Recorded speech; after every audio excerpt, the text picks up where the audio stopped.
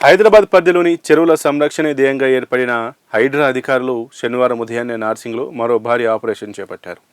Irrigation శాఖ అధికారులతో కలిసి రంగంలోకి దిగిన హైడ్రా బృందాలు నార్సింగ్లోని ప్రముఖ ముస్కీ చెరువు పరిరక్షణ చర్యలను వేగవంతం చేశాయి.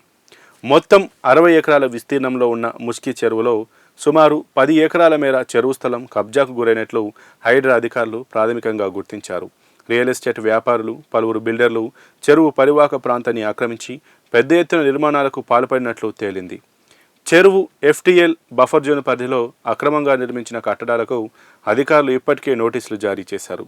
ఇందులో భాగంగానే నిబంధనలకు విరుద్ధంగా నిర్మించిన ప్రసిద్ధ స్కైలా అపార్ట్మెంట్కు చెందిన కాంపౌండ్ వాల్ను అధికారులు ఈరోజు ఉదయం జేసీబీల సహాయంతో నేలమట్టం చేశారు.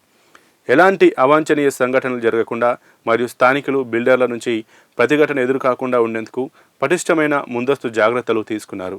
భారీగా పోలీసు బలగాలను మోహరించి వారి బందోబస్తు మధ్య ప్రస్తుతం ఆక్రమణల తొలగింపు ప్రక్రియను కొనసాగిస్తున్నారు. కబ్జాల బారిన పడకుండా మిగిలిన సుమారు 50 ఎకరాల చెరువు స్థలానికి చుట్టూ ఇరిగేషన్, హైడ్రా అధికారులు సంయుక్తంగా శాశ్వత కంచె ఏర్పాటు చేసే పనులను యుద్ధ ప్రాతిపదికన నిర్వహిస్తున్నారు. చెరువుల పరిరక్షణలో వెనుకడుగు వేసే ప్రసక్తే లేదని, ఎంతటి వారైనా సరే ఎఫ్టీఎల్ బఫర్ జోన్ పరిధిలోని అక్రమ నిర్మాణాలను వదిలిపెట్టేది లేదని అధికారులు స్పష్టం చేశారు.